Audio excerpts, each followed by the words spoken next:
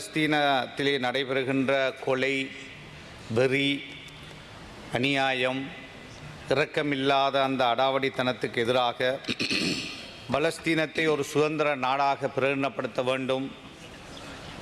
அதற்கு ஐநாவும் உலக நாடுகளும் உதவ வேண்டும். இலங்கை அரசாங்கம் அந்த விஷயத்திலே ஒருதலை பட்சமாக நியாயத்தோடு நிற்க வேண்டும் என்ற கோரிக்கைகளை முன்வைத்து இன்று விவாதம் இந்த பாராளுமன்றத்திலே நடந்து கொண்டிருக்கிறது.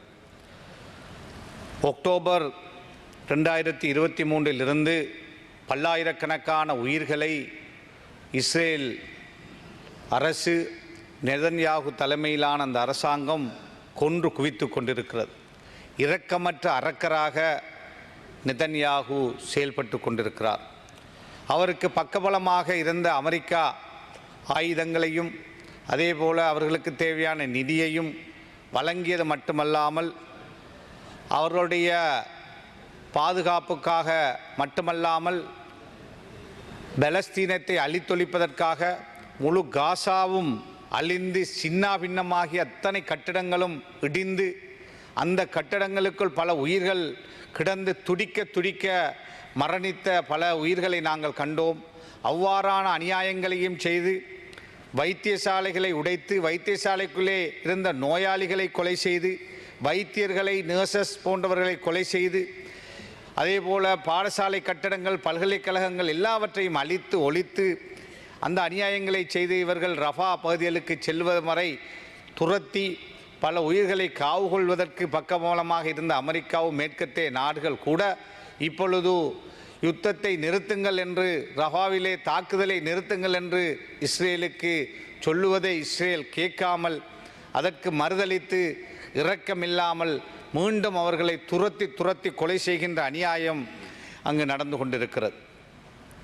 இந்த அநியாயத்துக்கெல்லாம் பக்கபலமாக அமெரிக்க நாடு தன்னுடைய வீட்டோ அதிகாரத்தை பயன்படுத்தி தொடர்ந்தேர்ச்சியாக இந்த அழிவை செய்வதற்கு பக்கபலமாக இருக்கின்றது. மே 15 அந்த மக்களுக்கு, பலஸ்தீன மக்களுக்கு ஒரு துக்க நாளாக சொந்த மண்ணிலே வந்து அபகரித்து அவர்களை 1947-49 அந்த காலப்பகுதிக்குள்ளே சொந்த மண்ணிலிருந்து 7.5 லட்சம் மக்கள் அன்று வெளியேற்றப்படுவதற்கு காரணமாக இருந்த தினமாக, சொந்த மண் பறிக்கப்பட்ட தினமாக, சொந்த மண்ணுக்காக போராட வேண்டிய நிர்பந்திக்கப்பட்ட தினமாக அந்த நாள் கரிநாளாக, துக்க தினமாக அந்த மக்கள் கொண்டாடி வருகிறார்கள். அதையிட்டுத்தான் இன்று இந்த சபையிலே, உயர் சபையிலே நாங்கள் விவாதித்து கொண்டிருக்கிறோம். ஒரு பிரேரணையை கொண்டு வந்து அதை நிறைவேற்றி உலகத்துக்கு சொல்லுவதுகின்ற ஒரு செய்தியாக இந்த பாராளுமன்றம் கட்சி பேதங்களுக்கு அப்பால், மத இன பேதங்களுக்கு அப்பால் ஒன்றுபட்டு நிற்கிறது. இந்த அரசாங்கம் அந்த விஷயத்திலே இந்த நாட்டில் இருந்த அத்தனை ஜனாதிபதிகளும், இந்த நாட்டில் இருந்த அத்தனை அரசாங்கமும் கடந்த காலங்களிலே பலஸ்தீனத்திற்கு நடந்த அநியாயத்திற்கு எதிராக செயல்பட்டிருக்கிறார்கள். காசா மக்களுக்காக, பலஸ்தீன மக்களுக்காக, குழந்தைகளுக்காக, இன்று அங்கு இருக்கின்ற அந்த மக்களுடைய நியாயத்துக்காக, சுதந்திர பலஸ்தீனத்துக்காக இந்த மாணவ சமூகம் தங்களுடைய கல்வியை கூட புறக்கணித்து விட்டு இன்று உலகம் முழுக்க ஆர்ப்பாட்டத்தில் இறங்கி இருக்கிறார்கள். அவர்களுடைய அந்த ஆர்ப்பாட்டம் இந்த உலகத்தை திரும்பி பார்க்க வைத்திருக்கிறது.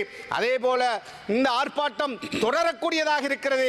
எனவே அமெரிக்கா கண் திறந்து பார்த்து தன்னுடைய வீட்டோ அதிகாரத்தை மீண்டும் மீண்டும் பயன்படுத்தி அநியாயம் செய்யாமல் வீட்டோ அதிகாரத்தை பயன்படுத்தி 143 நாடுகள் அங்கீகரித்திருக்கின்ற அந்த பிரேரணையை பாதுகாப்பு சபையிலே அங்கீகரித்து சுதந்திர நாடாக பலஸ்தீனம் மிளிர்வதற்கு 1967 உள்ள அந்த எல்லையின் அடிப்படையில் மீண்டும் பலஸ்தீன மண் அந்த பலஸ்தீன நாடாக, சுதந்திர நாடாக பிரகடனப்படுத்துவதற்கு உதவி செய்ய வேண்டும் என்று கேட்டு விடைபெறுகிறேன். நன்றி.